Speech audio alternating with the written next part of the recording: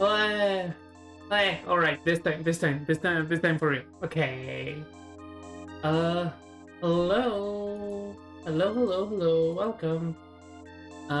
Yeah. I've been on a kick lately, streaming, haven't I? Which is a good thing. It's a good thing. Yeah, I got the time. I've always had the time. I've just been dedicating it to other things. Well, okay, I shouldn't get into that because honestly, let's try to take the anger a bit out of the equation this time. Just because who cares anymore, right? My reasons. If you watched the previous streams, then you sort of know what I'm talking about. Anyway, yeah. I'm streaming again. Hi, hello. We will be working on game development today. I do want to work a bit more on that. I do want to get the grabbing system, not the throwing, yeah, because I figure that's gonna take a while on its own. But just grabbing behavior coded. That's what I want. So let's get started here. Yeah. Okay. So first things first. This to-do list is a bit vague, isn't it? Let's just bring it up here a little bit and modify it. So, okay, in order to make a grabbable object, what I actually mean that I want to do is a grabbing system. In order to do that, I need to code a couple of things. One, which is like the behavior of the thing that's grabbing and the behavior of the thing that's being grabbed. So, and behavior, which we're kind of part way through, and we have the grabbable object behavior. In the case of the grabbable object behavior, we really only want a generic one that we can override, so that one's gonna have to be a class that other things inherit from, right? And in the case of the hand is just always going to be the same, and the player is going to be holding that. So that seems just the most sensible way to do it to me right now. So we have what were we left with last time? I seem to remember we made some like pretty significant progress. Yeah, that's what we did. We made it so that the hand can just sort of travel, and you can just spam grab and the hand will just sort of behave appropriately. Like it'll travel to a position in space, then remain there for a little bit, and then return to you. Those times are all configurable, right? So one thing that becomes evident when you're controlling this like this is that the sprites, they need to flip if I'm walking the other way, don't they? So let's get working on that. Okay, so yeah, we also need to do that. This is outside of the grabbing behavior. So this flippable sprites. And I have an idea of how to do this, but we may just not want to do that yet, just so that we can truly focus on the grabbing behavior, because honestly, it's a bit frustrating to have gone 3 streams and for it to not be done yet, and that's partly because I've been getting distracted by other things, right? Another thing that I would like is for these from state and to state signals from the state machine to say the name of the state that they're changing to and from. I'm not sure how you would do that though. GD, let's just Google that real quick. GD script get name of an enum as a string. How would I do that?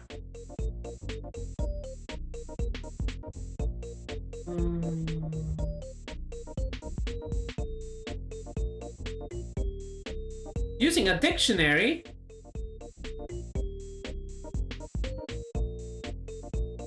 Oh. Yeah, that is the more sensible solution, isn't it? Yeah. Okay, let's just do that real quick because that's super easy to do. Function state to name. It receives a and state, and it outputs a string. And this is going to take, right, this is just super easy. It's match, state, and if the state is and state idle, return idle, and then the same for all the other three. There's probably a more programmatic way to do this, but like, does it really matter? It doesn't. It really doesn't. And the thing is, the more programmatic way to do this would essentially just be this, you know? And yeah, and then just by default.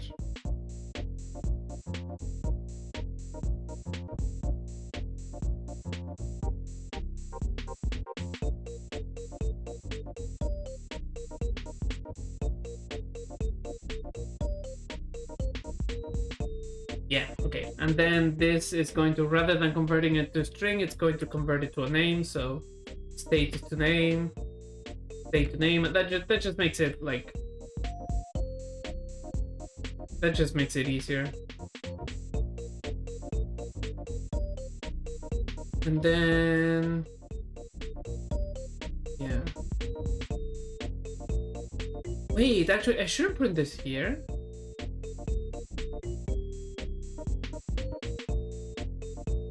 Yeah, what am I doing? I should, yeah, I should print something like that here instead, actually. And then it's like, it's target state and current hand state, like here. And then just put this here. And then just transitioned from that state to this state, and then we're going to make it so that this message is only printed if we are in chatty mode, which I'm going to just define myself. All right, so export variable chatty, and it's of type bool, and then if chatty. And really, the reason it's called chatty is just because I like it more than verbose as a verb, you know, as an adjective. It's just more fun.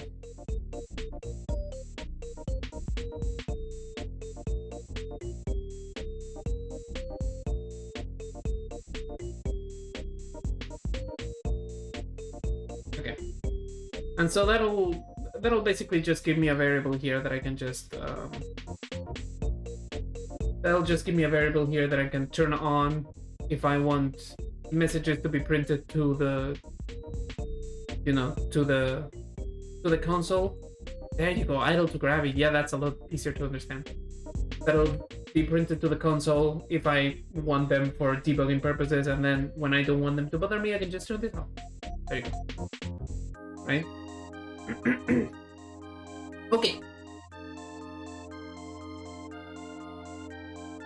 I like how we started the stream saying that I was going to try to not get as distracted and to go less into diversions and stuff, and then I immediately went into a diversion about debug behavior. That's not what we're here to do. We're here to do fucking grabbing behavior. That's what I want to do right now. So let's also just, I like this more if the enums are first and then all the variables are after. So if this is an enum and that is a signal, actually, I like it more if it's variables first, signals after. This is just personal preference, really. Okay, that made no difference. Okay, let's see. So we have the player. We are not going to be doing the flippable sprites, just for the sake of not getting distracted by shit that isn't the grabbing behavior. We are instead... Ooh, hold on. I just realized that I haven't opened my Git client, so I should probably do that.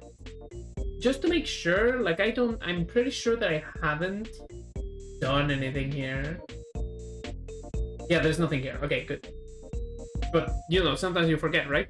Okay, let's see. We have this, we have that. Okay, so the hand already extends and goes towards the thing. The hand does have an area where it tries to grab stuff, right? It has like a the hands do have a collision shape, this sphere here. And so when that sphere contacts, and it should be checking collision only on grabbable things.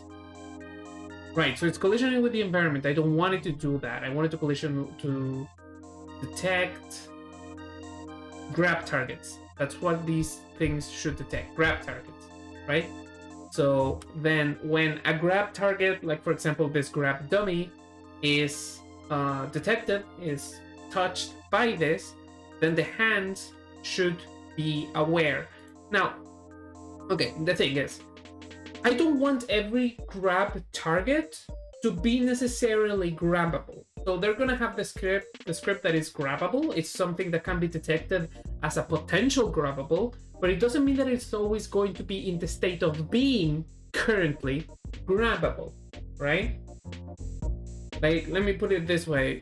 Just because you are something that can work, that doesn't mean that you're always in a state where you can work, right? So this is an object that can be grabbed, but it is not necessarily going to be in the state of being grabbed. So we're going to need a variable that represents that, right? So let's see, just a Boolean, right? Variable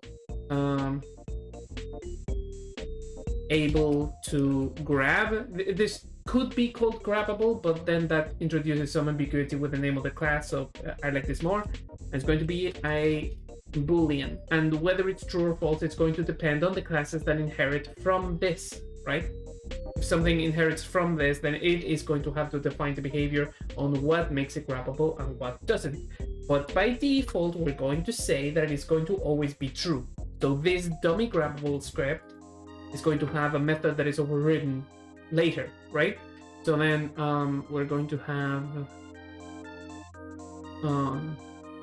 yeah, we need to set that up on ready. Is it called ready? I always forget. On Unity and on Godot, on one of them it's called start and on the other it's called ready, but I always forget which one is which.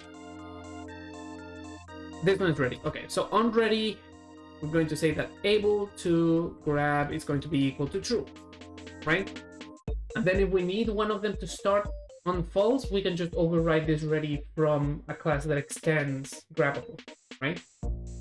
This is object-oriented programming, which I've been on record as of not liking, and I usually don't, but for games it's useful. You know what I mean? Okay, to be fair, what I dislike is not so much object-oriented programming as much as what I dislike is the fervor with which people defend it. Object-oriented programming is fine and very useful, but it's just that sometimes you'll meet somebody who'll like criticize you heavily for like violating the principle of inheritance, right? And it's like, fucking yeah, but this is a game jam, shut the fuck up, you know what I mean? It does make me happy that Godot is all global variables all the time. It's not really, but like it, you know what I mean? All public, that's what I meant. All public variables all the time, just because it makes those people see. Okay. So we have this ready function. What else does a grabbable need?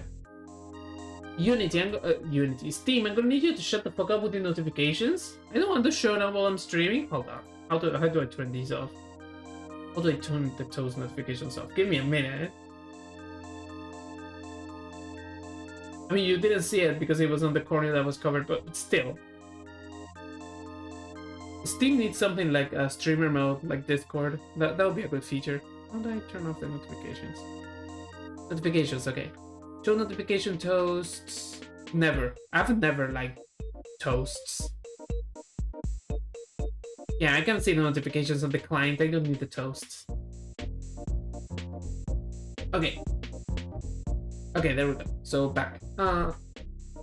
Right. Okay, so what does this grabbable need? Well, when the hands touch it, the hands should send the signal to the grabbable. Not a Godot signal, but like a message to the grabbable so that it can tell the hands whether it's available to be grabbed and execute any behavior that it may want to do in reaction. In the case of this dummy, there's going to be basically no behavior, right? Yeah. Well, if it's a grabbable, we also are going to need a boolean that tells it whether it's being grabbed. Right? Because that, I figure you're going to need to know that, right? For your own behavior. A boolean is basically a state machine with only 2 states. You can use it that way.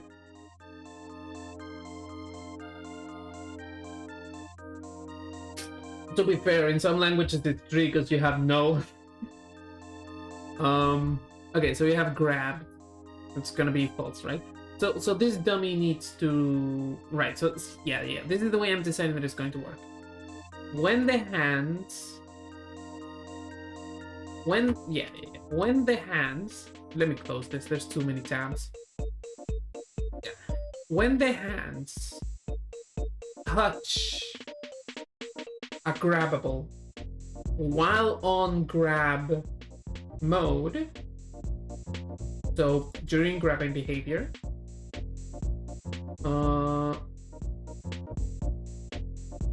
do the hands detect grabbables? They should, right? So collision, no, not that one. Collision, yeah, they detect grab targets. Okay, when the hands detect a grabbable while on grab mode, and the rest of the time everything should ignore the hands because the only collision that we care at that point is the player's sprite, right? When the hands detect a grabbable while on grab mode, so that's gonna be when the collision object. No, when the collision object. Wait. Collision. Oh, I'm realizing something. This should be a character body. This should be an area.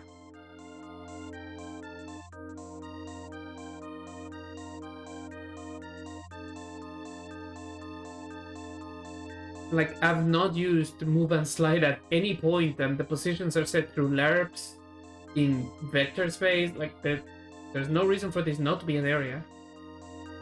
Yeah, change this to an area, then save this, and then make this player hands. Yeah, this is what this should be. This doesn't crash anything, right? No, everything still works. Okay. So yeah, this is an area now.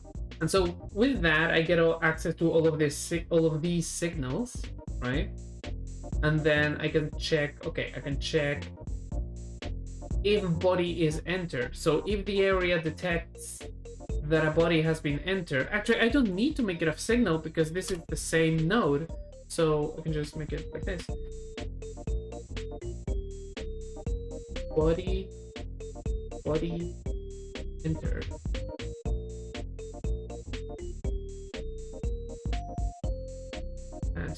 And then print body has been entered.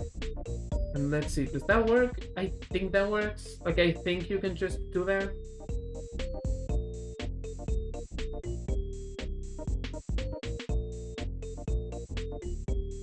I don't think you can. Is it a thing where you can just do it this way? Are you gonna override it? Because it would be silly to send a signal to itself, right?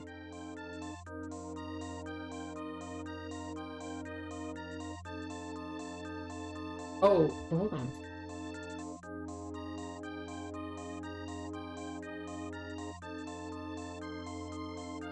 I gotta fix that bug. Yeah, let's write that down here also on the to-do list.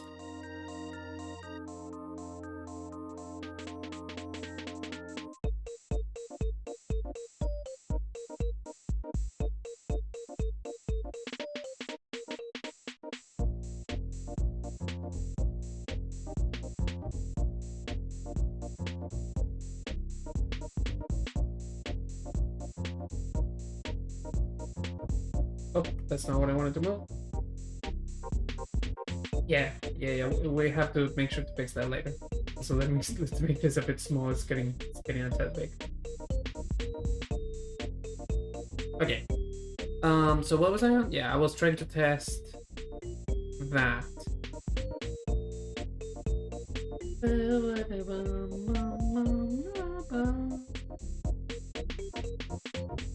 Yeah, body has been okay. So you do that. So signaling to yourself is not. I thought it was disallowed, but apparently it just that doesn't feel comfortable. Is there something that people recommend not doing? And if so, what should I do instead? GD script signaling to the same node. Is that like I know that it can and that it's gonna work, but when you want a node to react to its own signal, do you prefer to have the node connect to that signal or have the reactive node in the same place that's emitting the signal?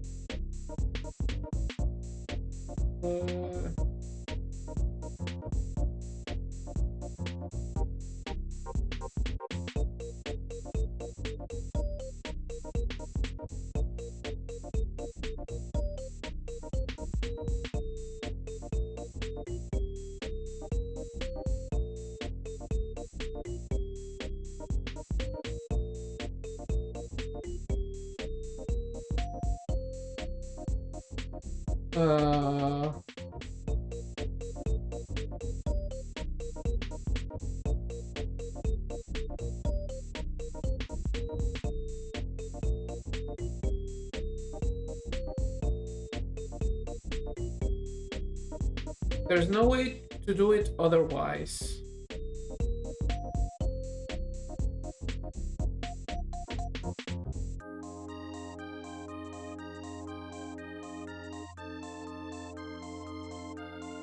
Okay, I'll just take fucking Hunter V4's word for it, I guess.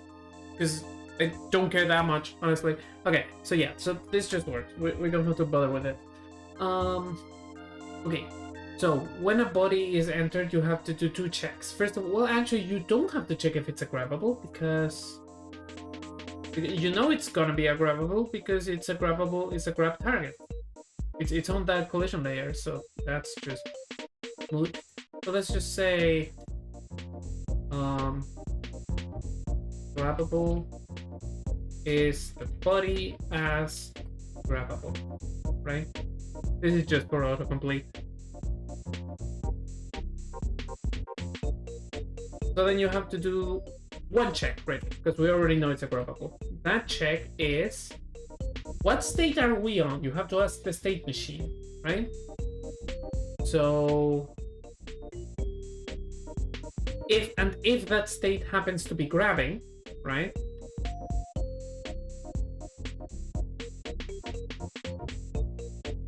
Then we just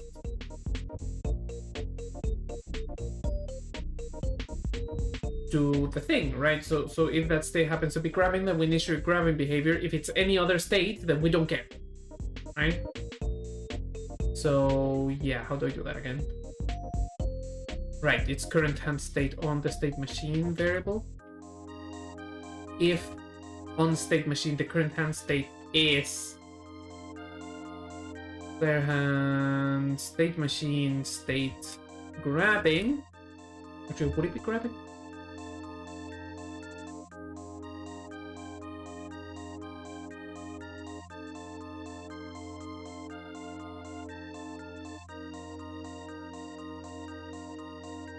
I'm realizing something. Grabbing.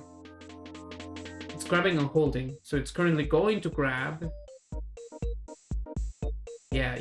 Okay, let's just leave it like this. Grabbing. Yeah, if that state is grabbing, then we have to do some stuff. So what stuff do we need to do?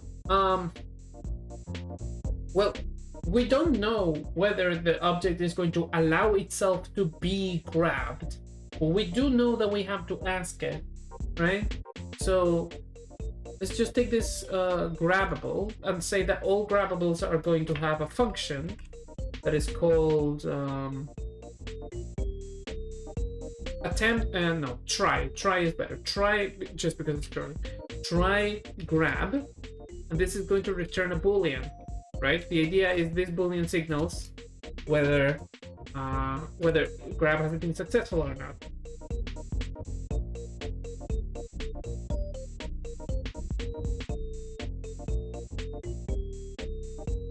Let's say that the dummy, no, not the dummy, just for now, let's just make it return true. And yes, and this is the thing, that everything that inherits from grabbable needs to override. So let's put the underscore there to signal that, right? Yeah. So the default behavior is just return true all the time, right? So then we have, so then this thing, the hands try to grab on the grabbable.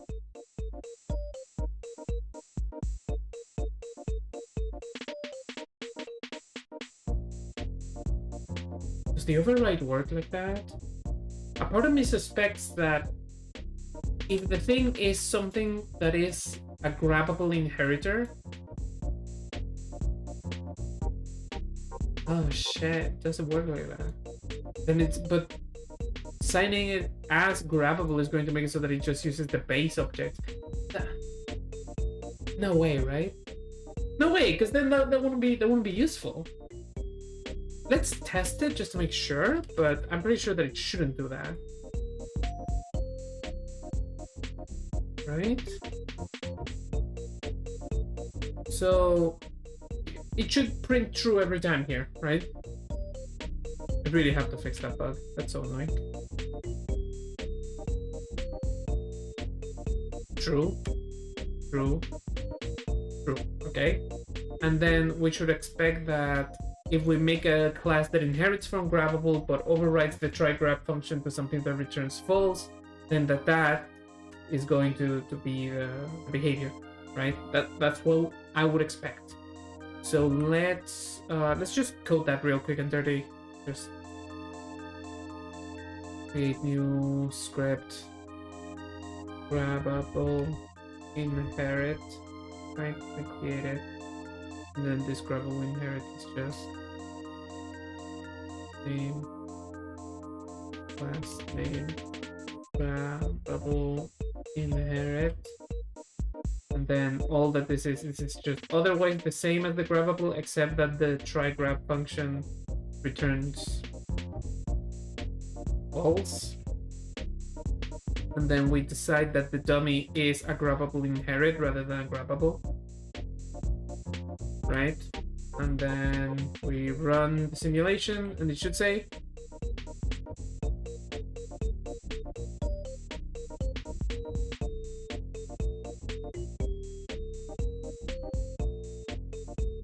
oh yeah, because I'm stupid, because I forgot to make it actually inherit from grabbable. You can't just call it grabbable inherit and expect it to inherit grabbable.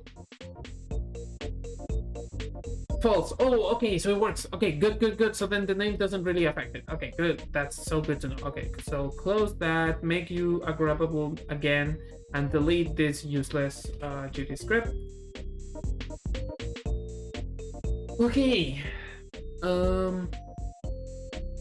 Okay.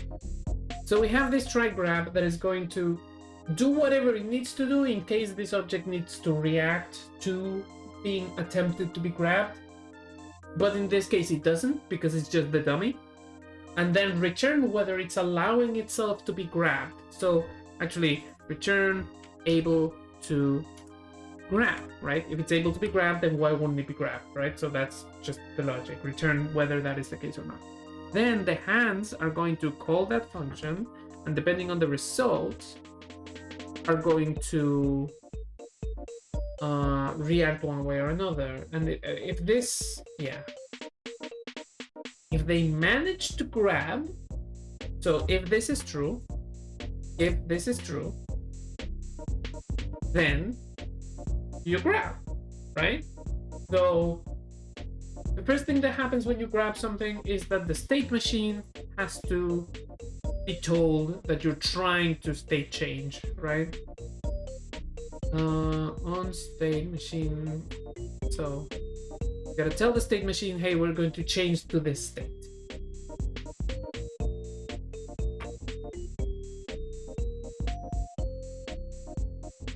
So, hey, state machine, I need you to change the state holding. Now here, technically the state machine could reply that you're not allowed, but like it's not gonna, because we already know that we are in state grabbing. So this is just going to be true. Let's do the check anyways, because if this happens, then something has gone horribly wrong in the code and we need to know, right? So if this happens, then do thing, otherwise push error hand player hands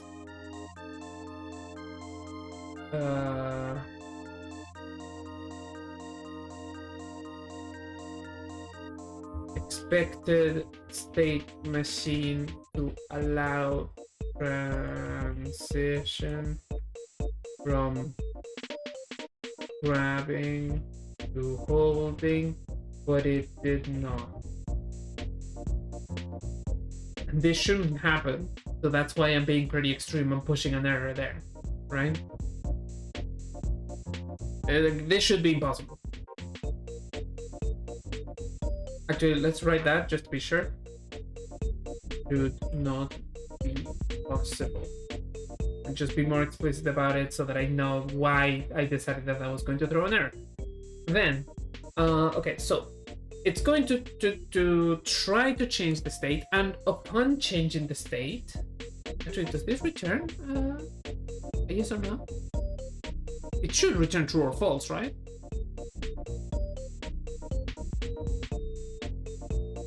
It doesn't. Let's make it so that it does.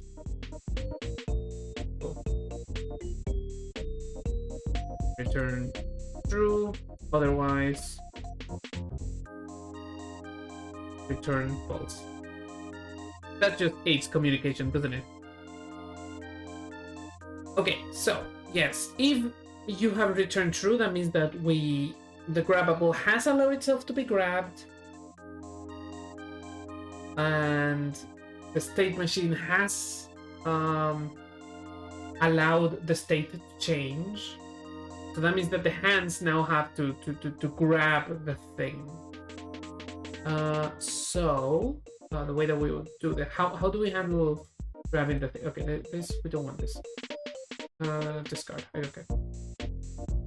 Oh fuck. Kinda. It's hot today, so I'm drinking lots of water. So I'm kinda pissing myself. Hold on. I'm gonna be right back. It's probably gonna take like 20 seconds or something. Time me. A speedrun. Let's go. Wait. Hold on a second. Okay. 3, 2, 1. Let's go. Time. Okay, that was more than 20 seconds, probably, actually. Though, to be fair, I did not do the hand wash skip. So that's probably why. I could definitely do under 20 if I did. That'll be disgusting. Okay. Let's keep going. Okay. Yeah. So we have this hand. It's sending the signal. It's receiving from the grabbable object that it's going to allow itself to be grabbed, and it's receiving from the state machine that it is going to allow the hand to change to state holding, right? If all of those things are true, then the hand is going to begin holding. Now, what does holding mean, right? Yeah, that's the question. Should the hand manipulate the position of the grabbable object directly upon grabbing? That's the thing that would seem to make sense, right? But there's also a possibility that the grabbable object should know the position of the hand and move itself accordingly, right?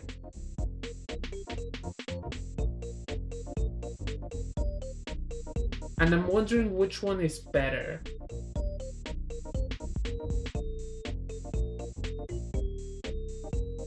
Just think of it. What if I want an object to be grabbed, but for its behavior to be slightly different upon being grabbed, upon being held, right?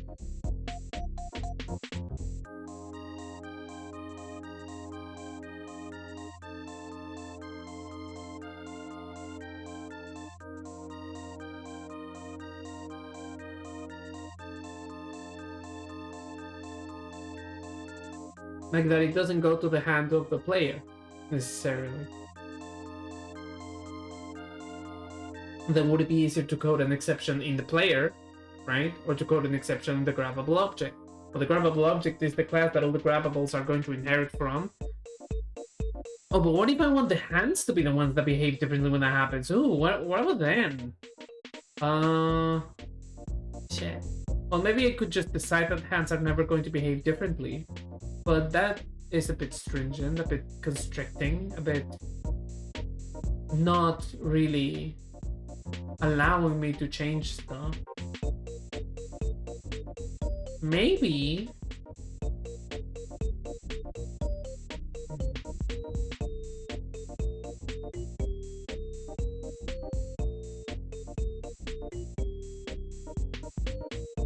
right. Maybe what I want is shit, what would I want for that? Because okay, how many hand behaviors would I need, right? Like I can think of many objects that may want to be allowing themselves to be grabbed but to not behave in the exact way that you would expect. And I can only think of 2 ways that a hand might want to behave, that the hands may want to behave without the grab itself. I'm just kind of not sure. Fuck. I really don't know. But hold on. Okay, maybe I can think of another ones later. Wouldn't it be good to have 2? The relationship 2-way?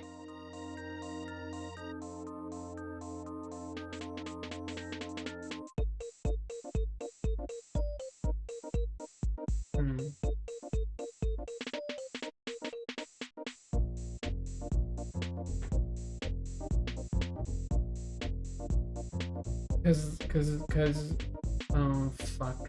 This is just, how should I do this? The grabbable object needs to follow the hands. I think the grabbable object needs to follow the hands. Yeah. I mean, they both need to know each other for sure, right? But who's controlling the position of who? I think the hands need another marker, right? That represents the place where it's trying to hold the object. And most objects are going to just stick to that position, but then there are some that maybe will not, right? Like I can think of for example, if you're holding like a kite, right?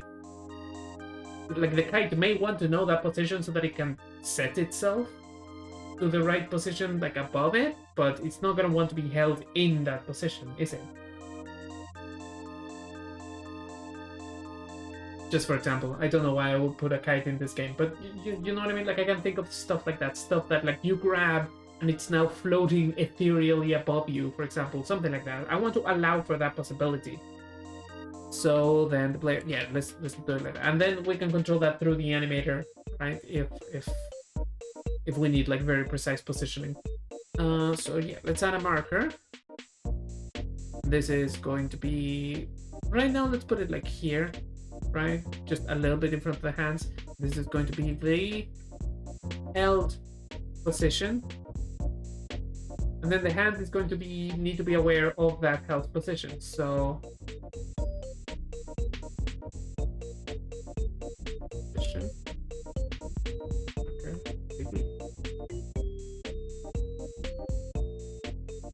and then yeah, this is going to need that position, which is not, oh yeah, because this This is not correct yet. Okay. Yeah, so then you're gonna need that help position. Okay, I think that I'm noticing is that the variables are getting a bit skewed. Like there are some that are assigned outside of the scene and some that are assigned in the build scene, and we have to make that more orderly. So let's take this grab timer, put it here. Let's take this state machine, put it here, and then we're gonna take all these and put them here, and then so these are pre-held references, and these are references to be given from outside. There's a name for either of those two things. I can't think of it right now. Okay, so we have this marker, and this marker is going to be the position that the thing is held in. So what you're going to do is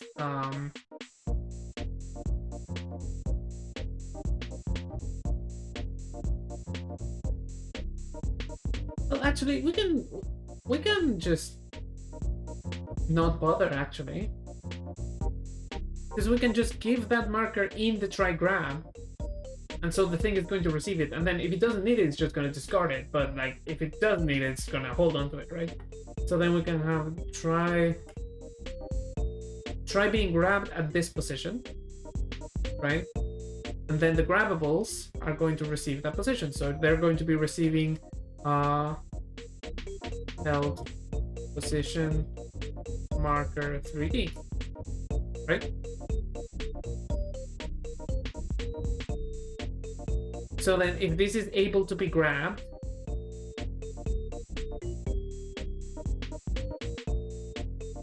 then they're gonna, yeah, and then they're gonna have a variable that they're gonna remember, right? And this is position held at, it's going to be this marker 3D, right? And then, hold on. Yeah, able to be grabbed is going to be this marker 3D. And then if you're able to grab, then you're going to store this position as the thing that you're being given, right? If not, then you're just going to throw it away. You're just going to do nothing with it, right? And then you're going to return false. And so the hands don't worry about positioning this thing. This thing just does it, right? The hand does need to know who it is grabbing, because it's going to need to send it a signal later. Not a signal, a message. I need to be careful about using the word signal because that's its own thing in Godot. Because it is going to need to give that a message when it needs to throw it, right? So hold position, global position, grab currently reaching. Yeah, we're gonna need a new variable. Oh no! Oh, currently chasing grabbable. Well, held grabbable is of type grabbable, right? And while we're at it, we also have to flush this. We're not chasing anything if we're currently already grabbing. And then this held grabbable is going to be equal to the grabbable that we just successfully managed to grab, right? Then that's gonna make the hands freeze for now, because we haven't coded any holding behavior. So like it's going to every time go into here and then just do the thing, right?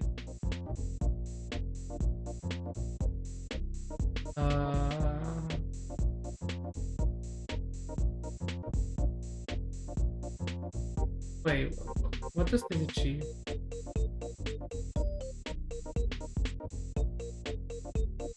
Oh yeah, this tries to grab from grabbing to throwing. Yeah, okay.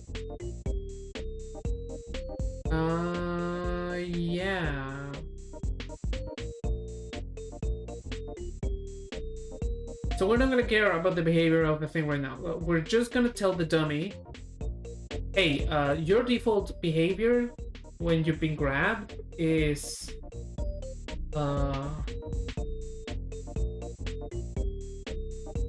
your default behavior if you've been grabbed is to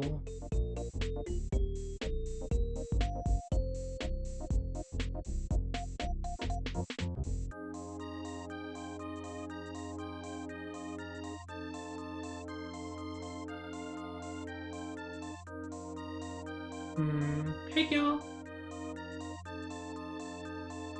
What's your current behavior if you've been grabbed? Well, to begin with, what's your current behavior? What's your default behavior no matter what, right?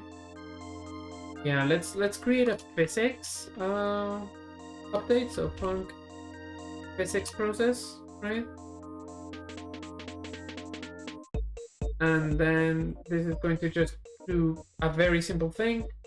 It's going to, if grabbed, then it's going to execute grab behavior delta. That's in delta. Hello, appreciate it, thank you. Oh, I wonder if you can hear that through the mic. Can you hear this? It would seem that you can, probably. There's the alarms blaring outside that are signaling that the world is going to end here. We're going to get hit by a tsunami. Yay! It's actually, I don't know why the alarms are blaring. I think it's something to do with the fisherman. It happens every other week. They're not that loud, but I just don't know what they're about. I can barely hear the alarm. Yeah. It's the trumpets of the horsemen of the apocalypse. Get ready. It all starts. It all starts. This is the promised land. You didn't know. The Bible was actually set in South America. It's like a commonly held misconception, but actually, but actually, Jesus was talking when he talked about the promised land. He was talking about the Patagonia, man.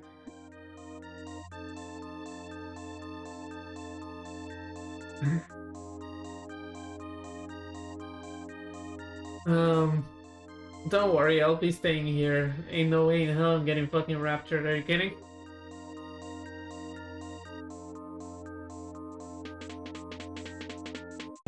Okay, so yeah, if grab, then perform grabbing behavior, otherwise perform idle behavior. And the beauty about these two functions is that they can be overridden, right? So if I make something that inherits from this grabbable class, it can just alter its behavior when it's grabbed and idle just by altering these, and it doesn't need to touch physics process. The day is finally here. Okay. So then I could just make it function grab behavior.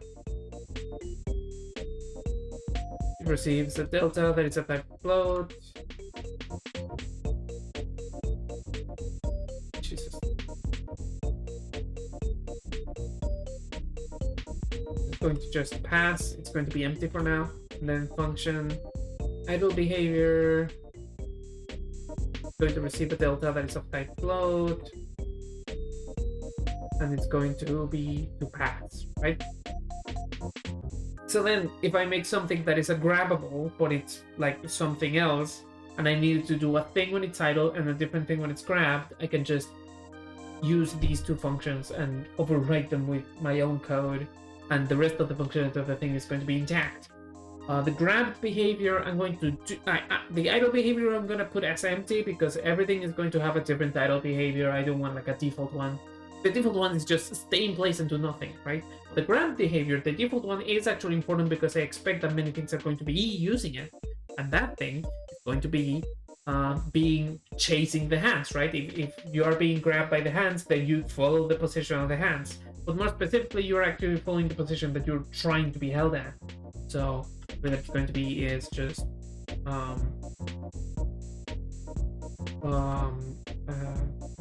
you look at your transform point, what would it be?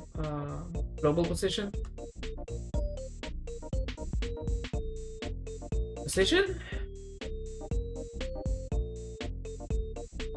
Oh, yeah, I forget. That's not a thing. Global transform position. The fuck you mean? Oh, it's origin.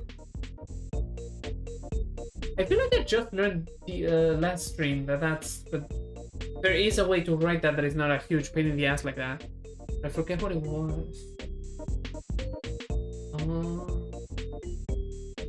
It's just global position? Oh, that's why I couldn't find it, because it's a property of Node 3D. So it's not, I don't have to access the transform.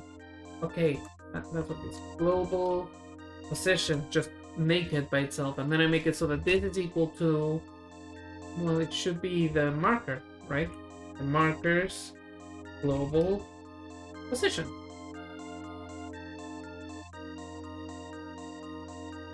It's a bit awkward to have a variable named position and then within it try to access the position. So I should probably call it marker, because that's what it is anyway. Right?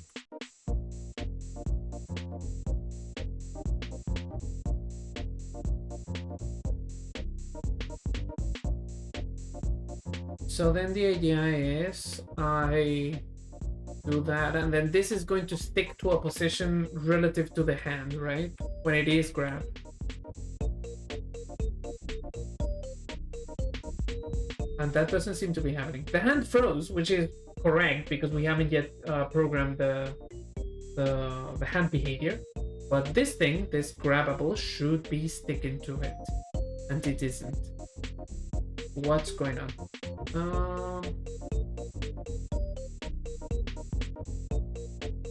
Oh. I forgot to tell that to true. I forgot to tell it that it was grabbed, it just didn't know. Yeah, I still have to fix that bug.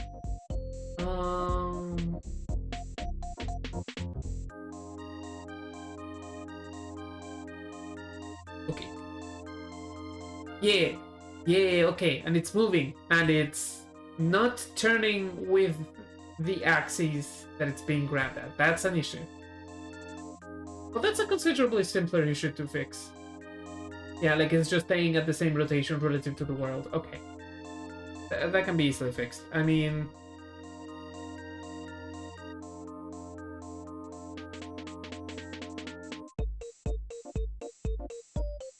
Actually, do I have a global rotation too? Yeah, global rotation equals marker out at global rotation. I could just copy the entire vector 3, but that may copy a scale, and I may not necessarily want that. So there you go. Okay, that's what I want. That's exactly what I want. Okay, so the idea is now in animation I can make it so that the hand moves that spot, or just position it wherever I want once I actually have the sprites. But that's behavior done. Okay, so that's a to-do done, right? So that's our grabbable object behavior completed, and now we just have to make sure to set up the hand behavior. And luckily that's kind of the easy part, right? So I have the hand, I have the player hands here. And so all we really need to do is, let me make this bigger because this script is actually turning out to be a bit longer. I could use the space. So here we have this script is calling these two functions that are for its idle behavior and its grabbing behavior. Now I need for it to have the holding behavior, right? So on the state machine, we're looking for the hand state that is holding, and if it is holding, then I want you to perform holding behavior and pass along the delta, right? And then I have to actually code that holding behavior. Now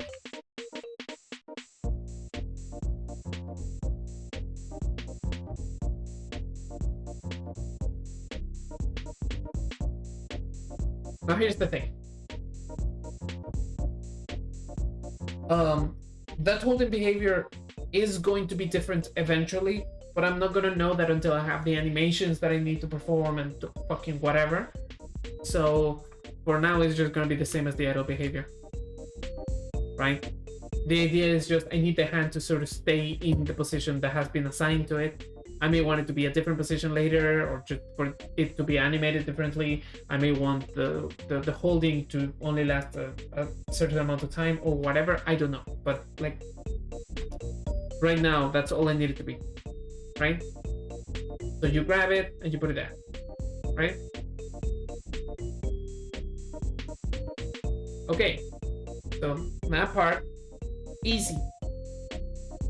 Why did I put that as a whole item on the to-do list? I didn't realize it was going to be that easy. Like, there wasn't that much nothing to do on that regard. So that's us done with the throwing system. The other thing that we need to do with the grabbing system, the other thing that we actually need to do is the throwing system, but I'm going to leave that for next time. I'm going to write on the to-do list, but I'm going to do it next time. So that right now we can focus on those two other things that are fairly easy fixes. Probably, maybe. I mean, that's the thing about coding. You always say that something's easy, and it always looks easy before you do it, and then you start doing it, and it turns out there's quite a bit more meat to it. Point is, we managed today's objective, which is to get a thing to grab another thing. So that's very, very, very, very, very nice.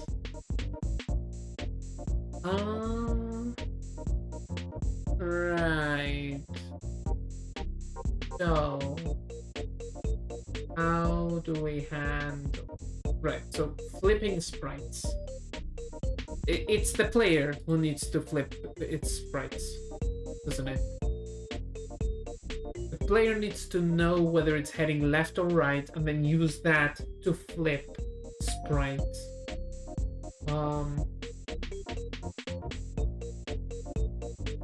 Oh, we have a problem. I just realized.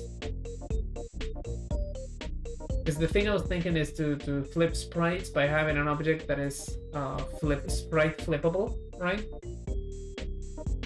An object that is the one that flips, and then within it, all the things that need to flip will be flipped. Oh wait, never mind, because the sprite 3D is a separate component inside of it. Oh, so this actually will work then.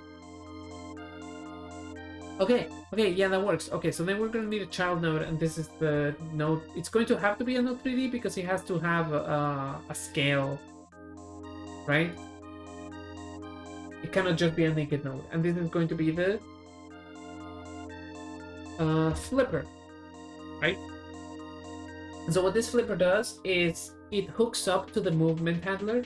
It checks whether the movement handler is moving left or right, and then it is going to, according to that, decide whether it's scale 1 or scale -1, right? And then inside of it will be the things that need to be flipped. So for example, the collision shape doesn't need to be flipped because this is just a box. It's symmetrical and it's centered, right? Although it may not be later when I have the sprite, but for now it doesn't need to be. So let's just leave it there. The sprite does need to be flipped. The input processor doesn't because that's a node that doesn't even have a position. The movement handler also doesn't. The cylinder is just for me to be able to visualize where the thing is in 3D space. Later on, it will be an actual shadow. The hand's anchor point does need to be flipped. The hands do need to be flipped, deceptively so. The hand's detection area doesn't, because that's centered on the player. The default grab position does need to be flipped. The health display doesn't, that has to always be facing the screen. The health system doesn't because that's just a node without anything. The damage area, well, it's also centered, so it doesn't need to be, but it may later. So then these things are going to be flipped by this transform acquiring a scale on the x-axis of -1. Never mind. Oh yeah, no, just on the x-axis of -1. And that flips them, right? Later on we can do an animation that will make that like smoother, but like as of right now, it's going to be -1. Just straight up.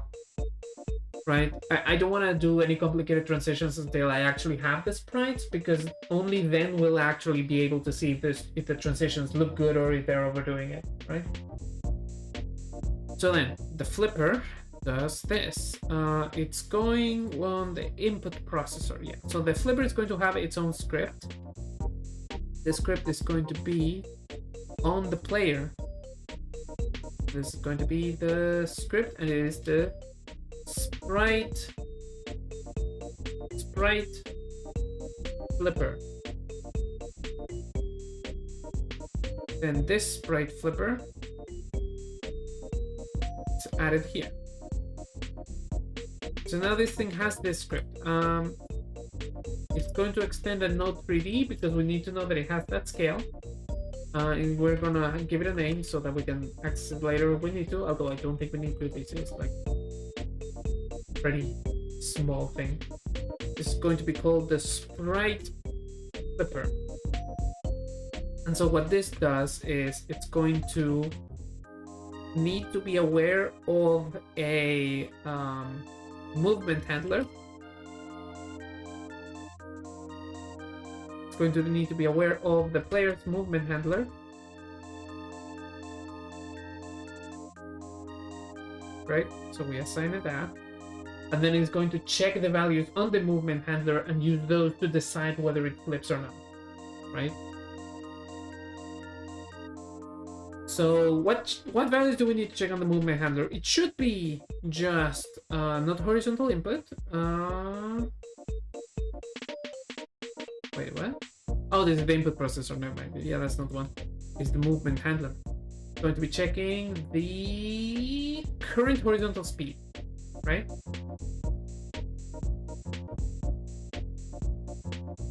So the way that it works, yeah, like that. So then this thing is going to, on its process, it actually should probably be, no, on its process. We're not making on its process because this is kind of only a visual affair.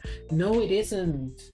Because we're going to be moving things that have hitboxes. So it should actually happen on physics sticks, right? So function, physics process. And we're going to do this. I don't think we'll need the delta, so I'm just gonna preface it like this. Okay. So we take the movement handler, we take its current horizontal speed. If this speed is larger than 0, then that means that we're moving right? So make your scale 1, right, on the x-axis. So scale point x equals 1.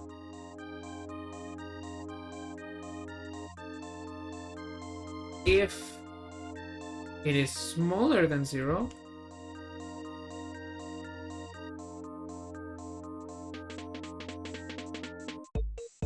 then make your scale point x -1. This is not the most elegant way to do it, right?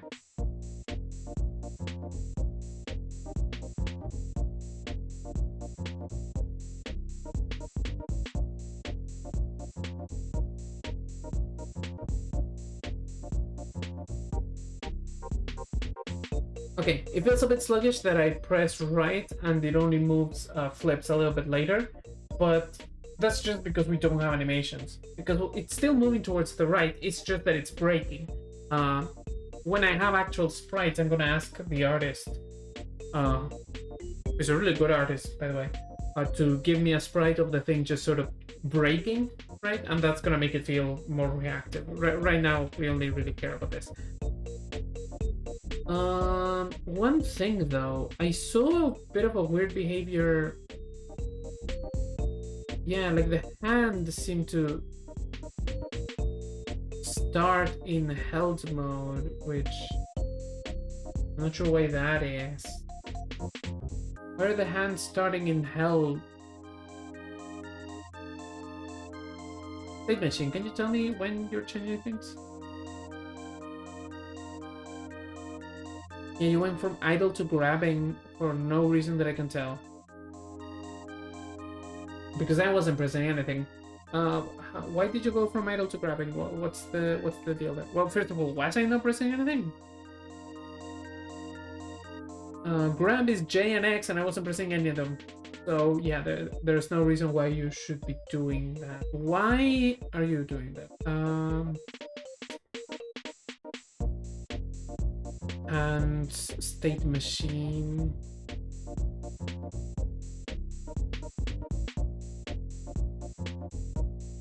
Yeah, that should only happen on try hand change state, which is only called from the outside. So something is making you do that, which should be this, right? Why are you trying to do that? You start in idle. You should start in idle.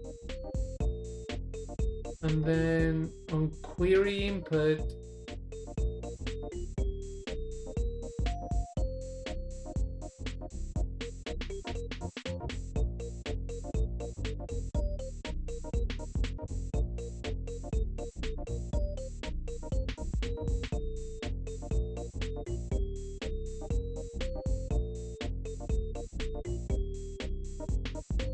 yeah, there's no reason you should be changing to grabbing, because the only place where that happens is here, and that is only upon pressing the grab input. That's the only time that happens. Okay, so print, right? So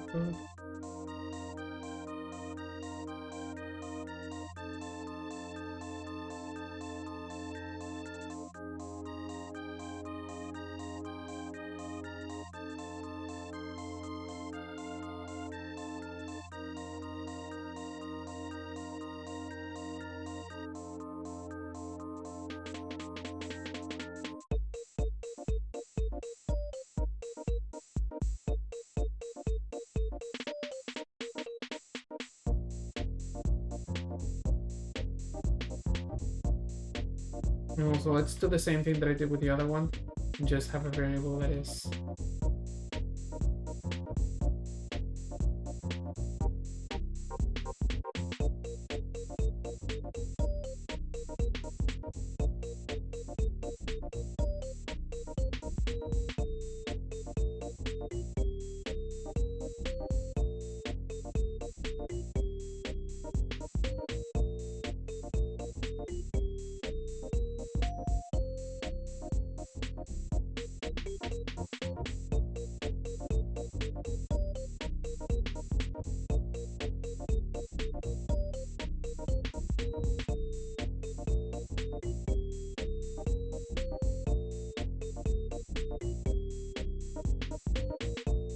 no, you're not detecting. Yeah, this thing is not detecting any of that. So that means that this is being called from somewhere else.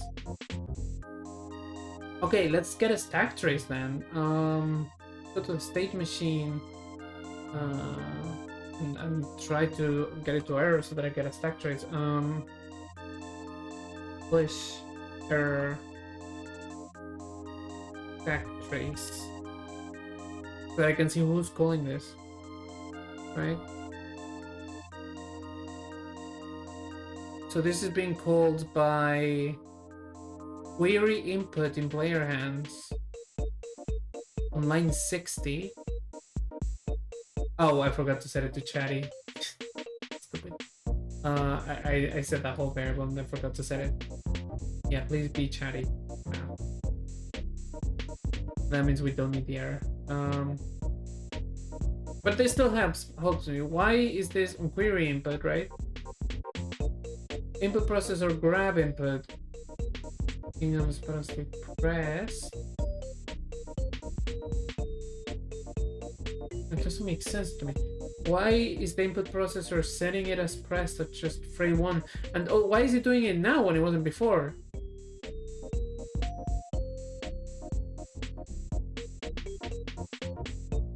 When it didn't seem to be doing it before. Maybe it is. Maybe it was. I just never noticed it. Grab button press detected. Throw button press detected. Yeah, that's just first thing you're detecting a button press. That's the first thing you're doing. So that would mean that the error would have to be on the player's input processor.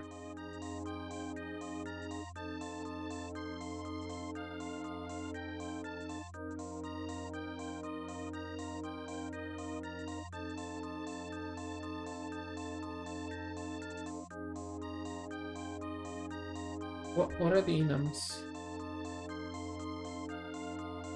Oh, because pressed is the first one, so that's the one it's initialized as. How did I not notice that issue before? Yeah, initialize all those as fucking hell. Yeah, just initialize all those to off. Enums button state off.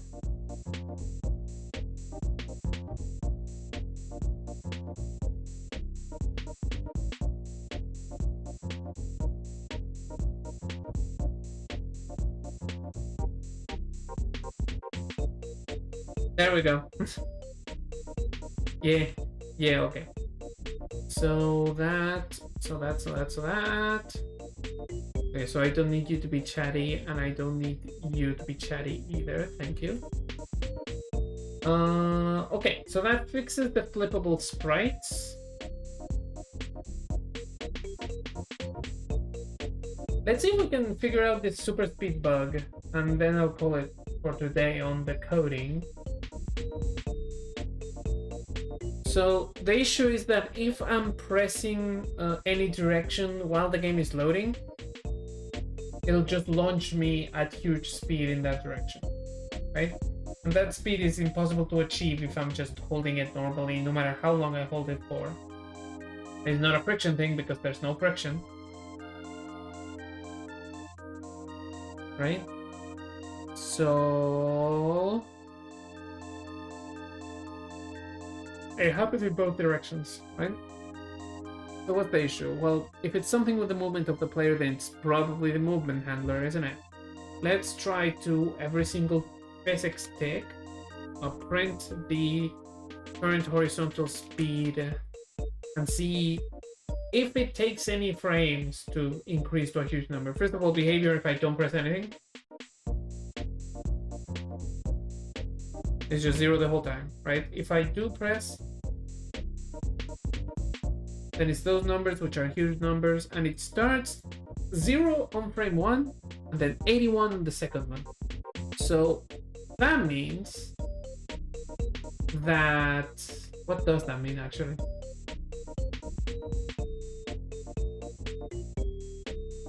I think I know what that means.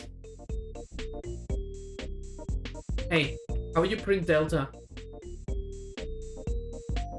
Because I think on the first frame, because it's still sort of loading shit, the delta on it is just extremely high.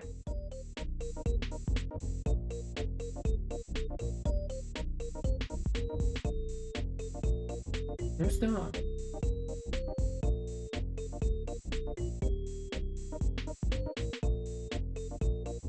So these are all delta.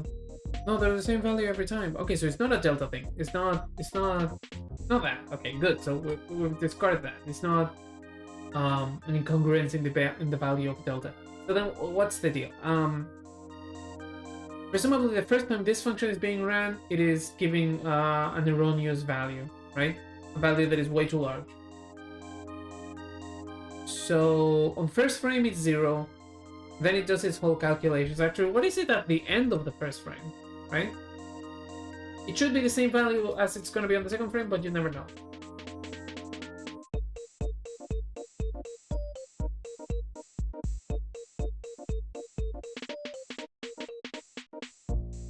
Yeah, it is. Okay, so good. So I understand how that works, more or less. So then,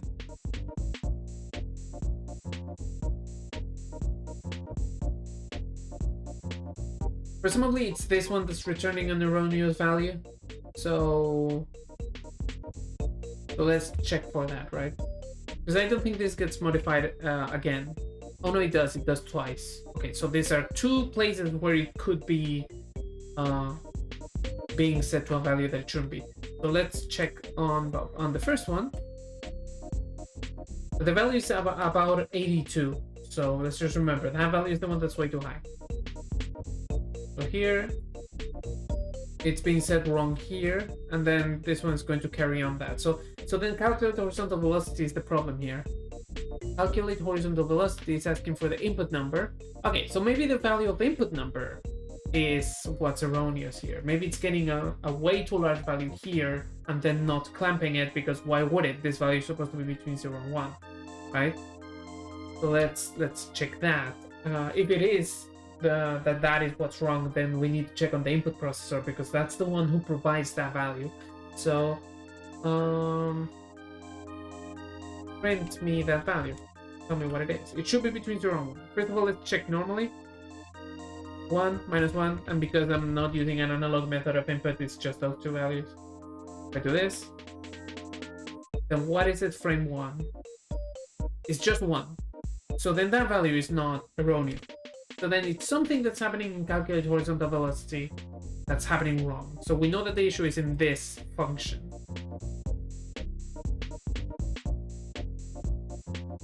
So for example, we have target speed. Also, it's intercept. It's an interception, not an intersection.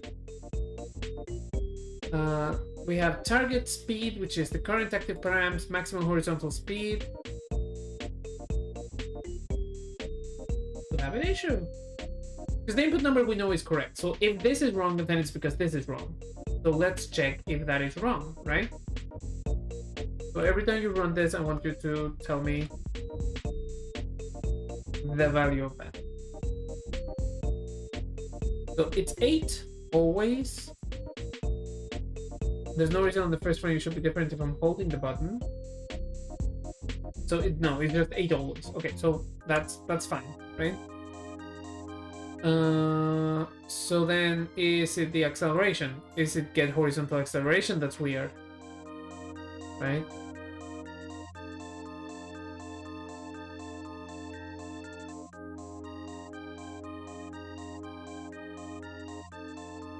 Bring me the results of this.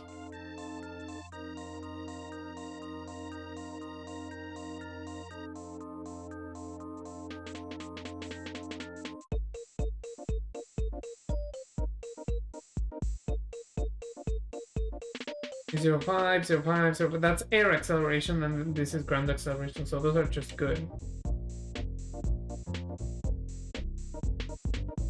Then this is air acceleration while I'm trying to move, I think.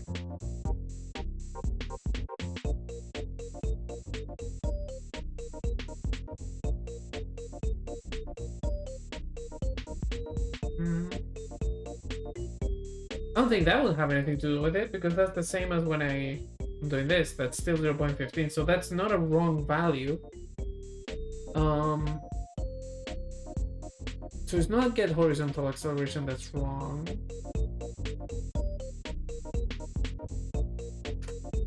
So then by process of elimination, it has to be, because those are the three values, so it's current horizontal speed.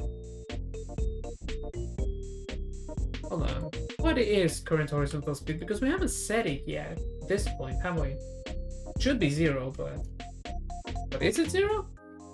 On the first frame? It is 0. And if I'm moving, it is. Yeah, it's 0 on the first frame. So then that's correct. But then there's no reason on the second frame the value should return 81, right? Like if I move like that, on the second frame the value is 0.8, right? Is the target speed wrong? It shouldn't be, because the target speed is just the max speed. It's 8 or minus 8, and if I'm doing this, it's 8 or minus 8, right? So that part is right. Is it the accel? I don't see why it will be the accel again. It's 0.4 when I'm holding, and it's 4.15 at the beginning.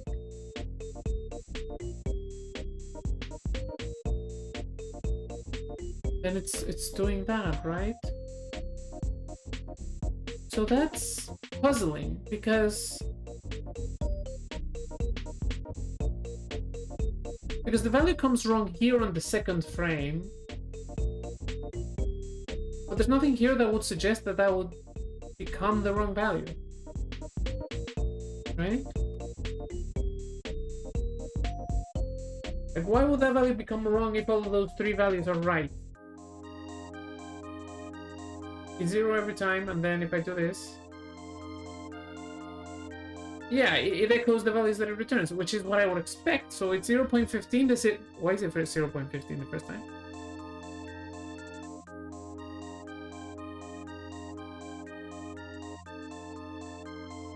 What?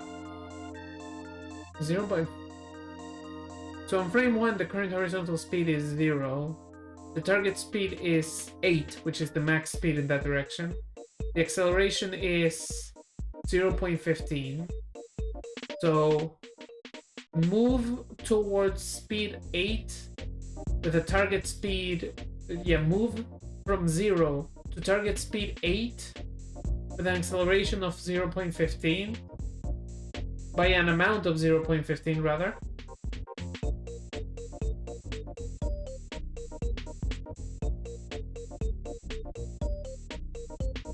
Will not go past 2. Will not go past 2.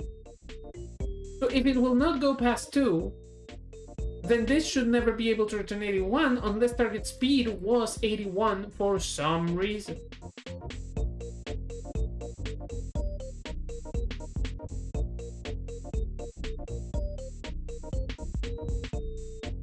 Right? So here it's all zeros.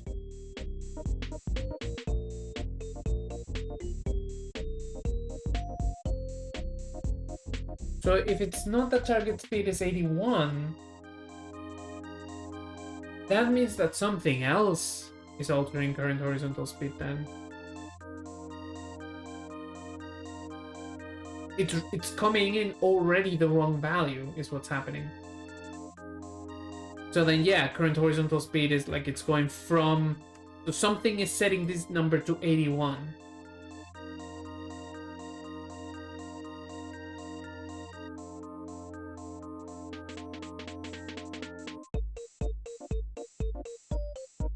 There's a way that I can know who's changing this value every time.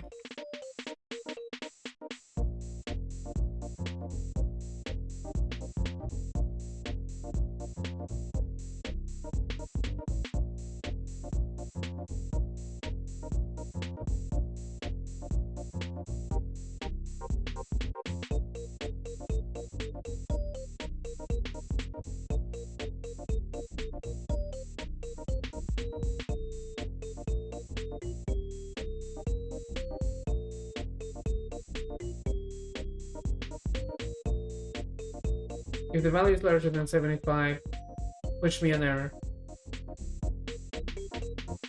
And this is just so that I can get a stack trace and know who modified this.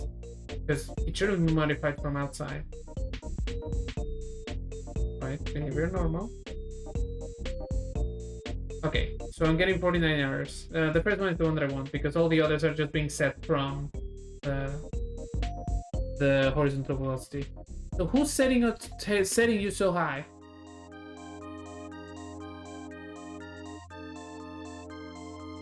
Physics process. You.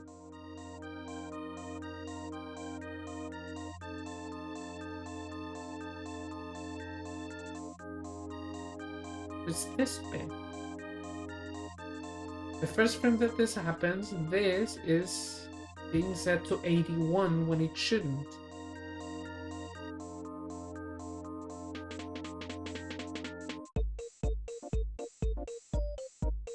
So why? Real velocity is on the first frame.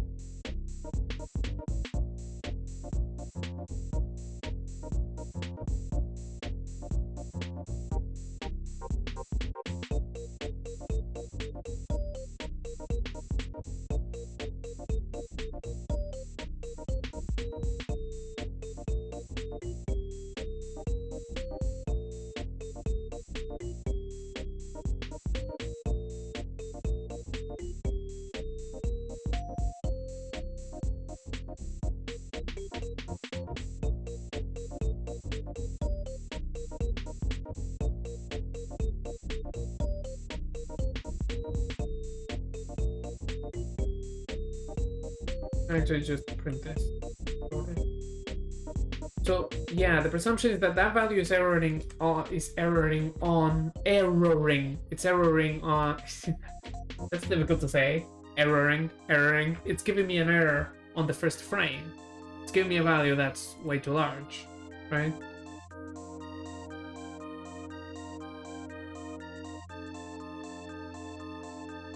Yeah, so on the first frame, get real velocity. Right, because it's giving move and slide, right? So what is it before this move and slide, actually?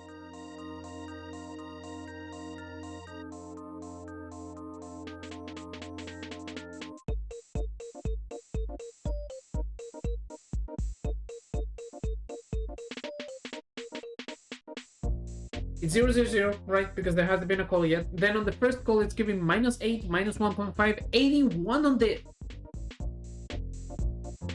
the z-axis.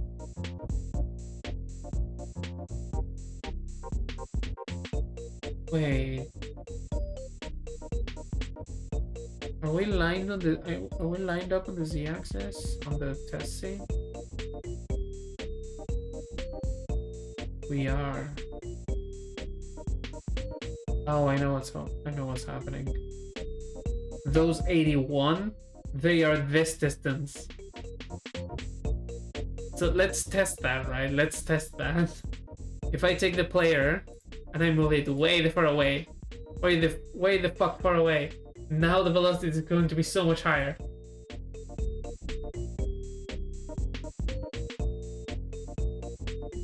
$784? Yeah, that's absolutely what it is. Okay.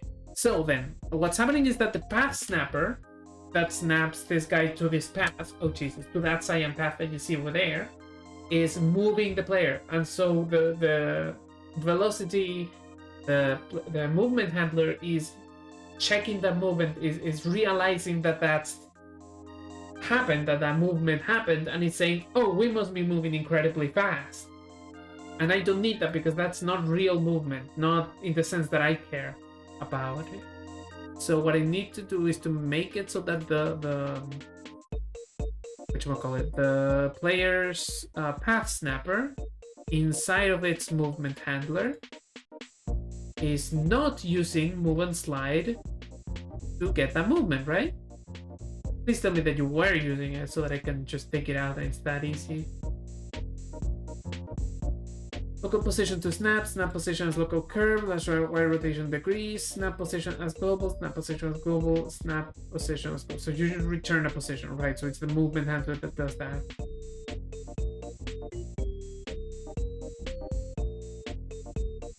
No, it's not.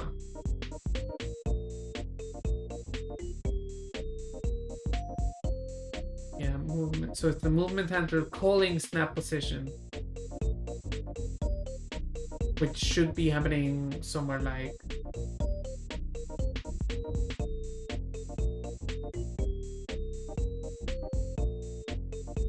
where is it? Like on the physics process, right?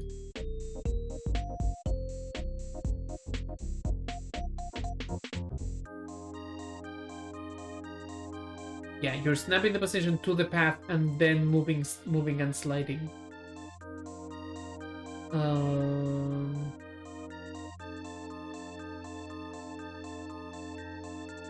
Oh, that's not good.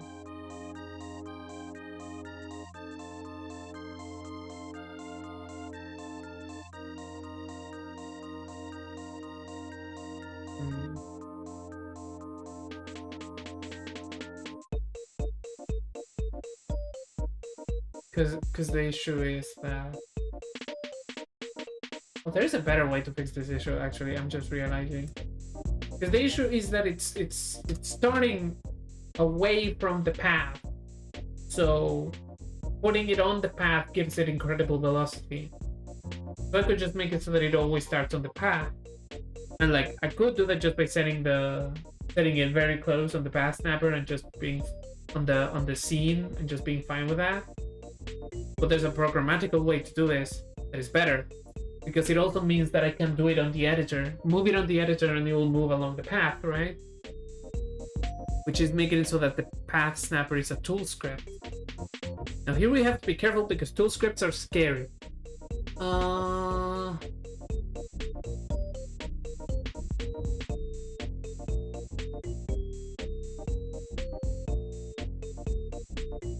Although, no, because I do need that collision post snap, so I do need that position to be okay. So yeah, so if we make this a tool script, what we can do is have a physics process. Yeah, physics process. Not a physics process, just a normal process. We're not too care because there's no physics here. And then we need a variable that just snapping in editor. Yes, bool. Yeah, bool. This is we're gonna export it, so we can set it in the editor export, right? Export, and then on the process, what's going to do? Okay, how do you do tool scripts in GTScript? I forget every time.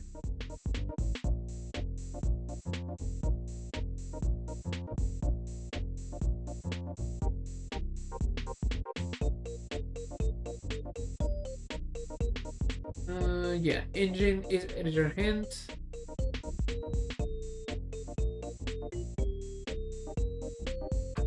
If engine is editor hint, I want that to only happen if we're in the editor, and while we're at it, I want everything else to only happen if we're not in the editor. So if not engine point is editor hint, to this. That up. And for this, actually,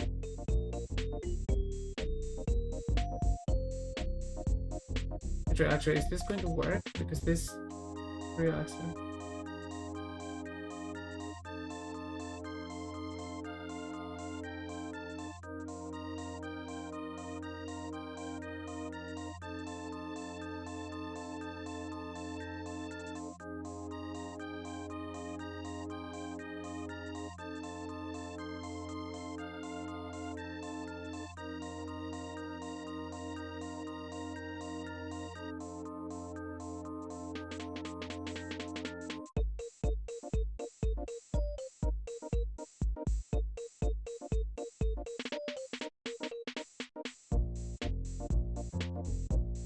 I think it might.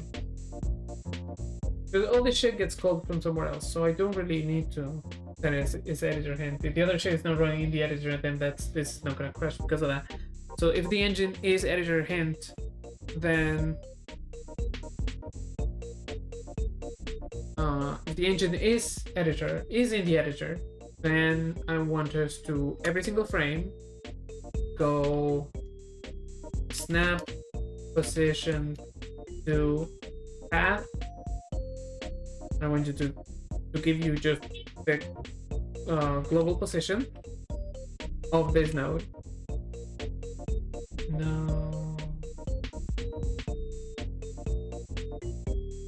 No, because this is given a position from outside. That's how this works. Okay, so this is not gonna work. Okay, then fuck it. Then let's just do it the other way.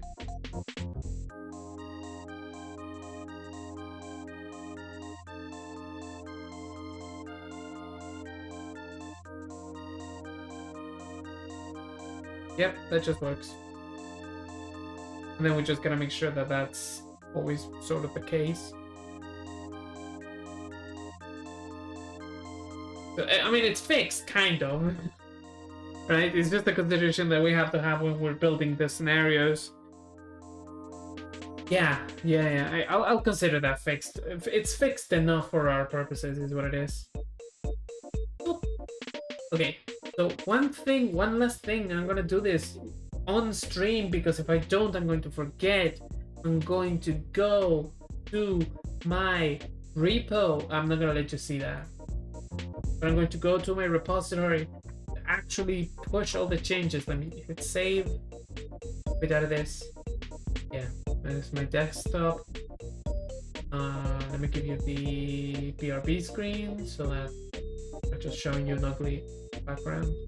Which, to be fair, my PRP screen is not particularly pretty, is it? And then I'm going to go to GitHub and just do new commit.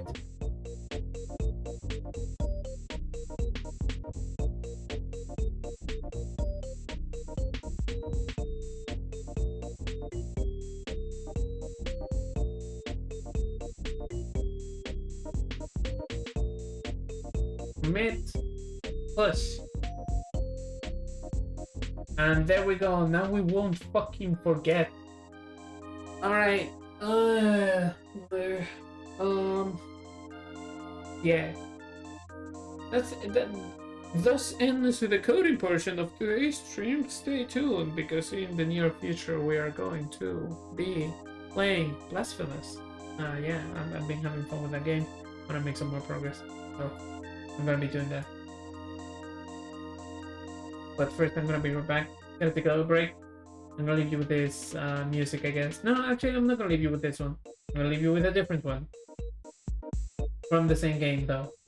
I should